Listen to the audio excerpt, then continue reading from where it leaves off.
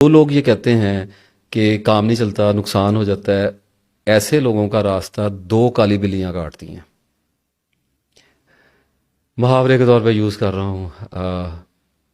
پہلی کالی بلی جو ہوتی ہے وہ یہ ہوتی ہے کہ جب بھی کوئی کام شروع کریں گے نا، جب بھی کوئی اسٹریٹجی ڈیزائن کریں گے، جب بھی کسی کام کا ارادہ کریں گے، کسی بزنس میں ہاتھ ڈالیں گے، ابھی وہ یہاں پر ہوتا ہے اور اس کو یہاں پہ لے آتے ہیں، رشتہ داروں کو بتا دیتے ہیں، دوستوں کو بتا دیتے ہیں، اور دوستوں میں بھی سارے دوست آپ کے دوست نہیں ہوتے۔ کوئی دوست آپ کا کھانے پینے کا دوست ہے، کوئی آپ کا سیر و تفریح کا دوست ہے، کوئی دوست آپ کا پیسے کا دوست ہے، کوئی دوست آپ کا نشے کا دوست ہے، کوئی دوست آپ کا عورتوں کے ساتھ کی وجہ سے دوست ہے۔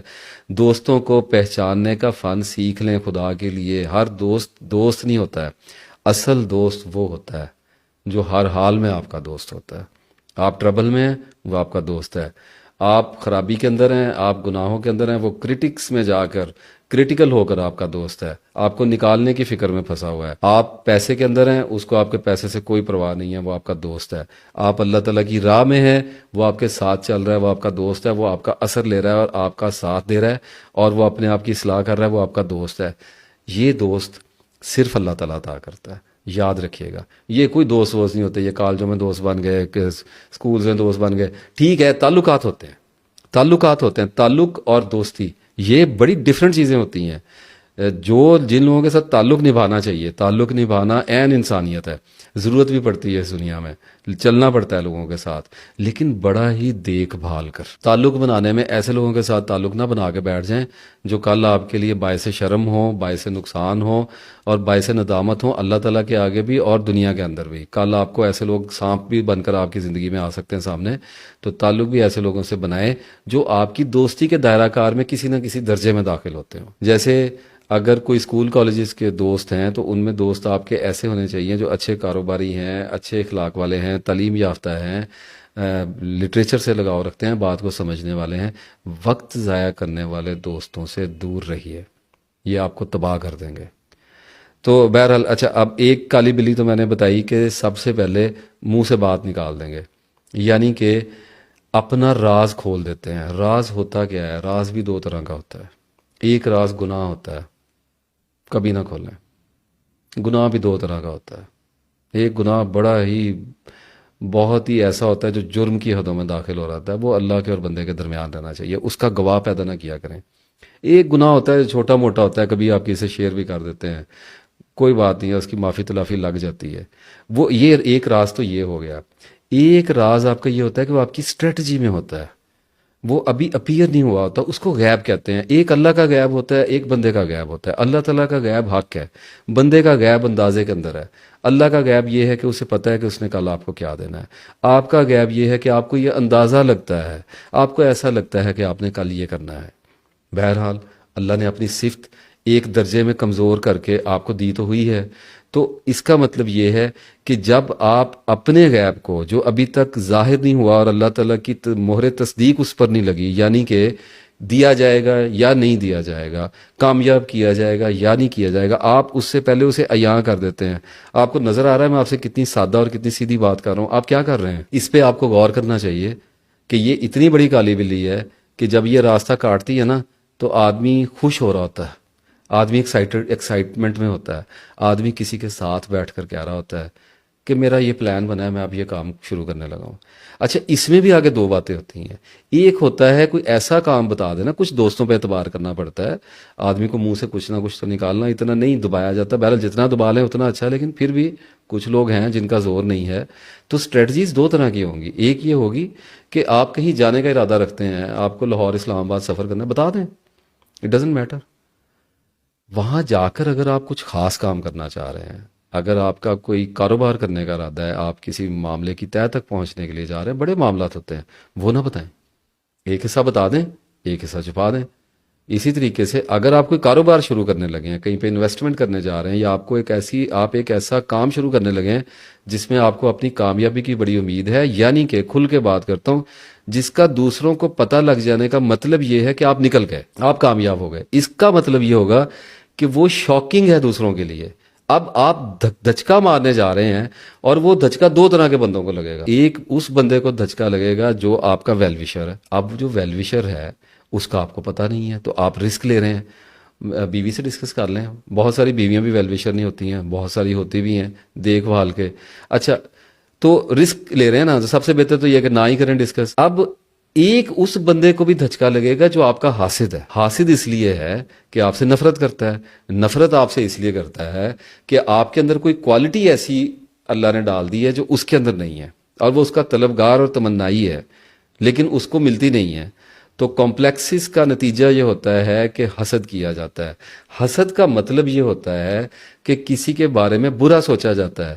نظر جو لگتی ہے وہ ایسے لگتی ہے کہ جب ذہن میں کسی کے بارے میں نفرت آمیز سوچ, ڈسٹرکٹیو تھاٹ آتی ہے, لو اے کیویں کر لے گا کام, یہ کام کیویں یہ ورگے بندے نے بھی کامیاب ہو جانا ہے, یہ کداں کامیاب ہو سکتا ہے, یہ شکل ہے کامیاب ہونے والی.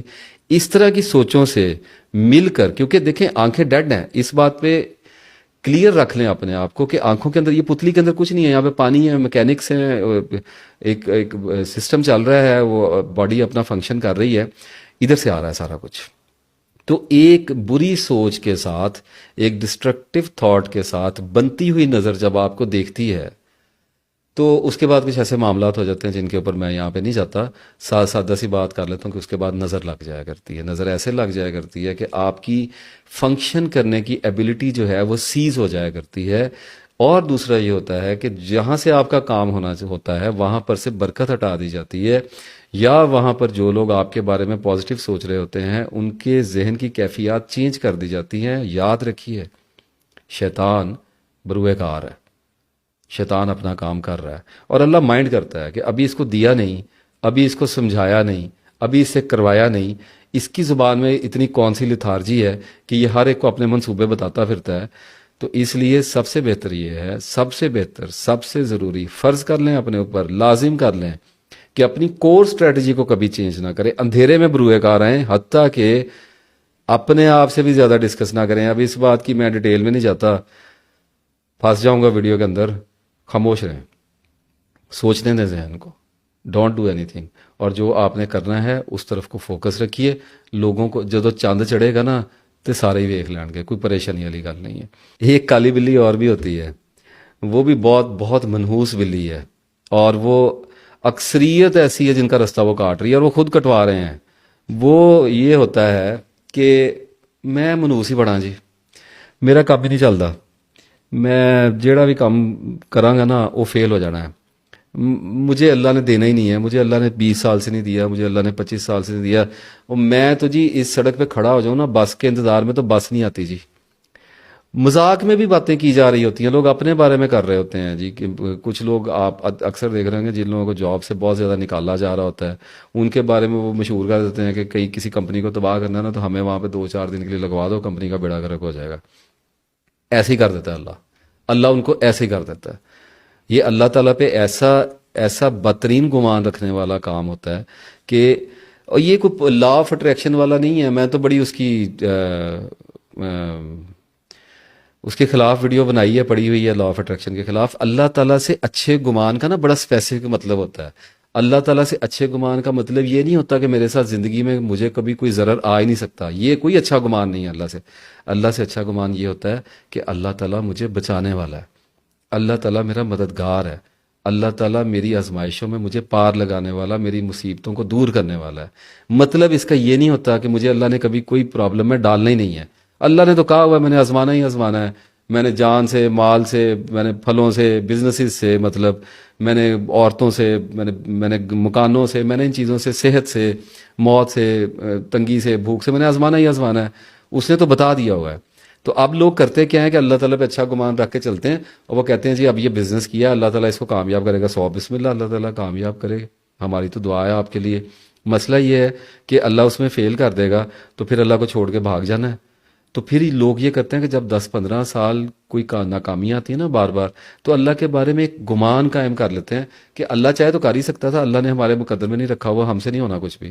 اور بھائی کیوں نہیں ہونا, ساری زندگی رکھے نا اللہ نہ کام, اس میں کیا پریشانی والی بات ہے. گمان نہیں چینج ہونا چاہیے, گمان نہیں بدل. اللہ کسی بھی لمحے پوری کی پوری زندگی کو ایسے بدل سکتا ہے ایک لمحے کے اندر. ہم اللہ کی بات کر رہے ہیں، ہم اللہ پہ بندوں جیسا گمان نہ رکھا کریں.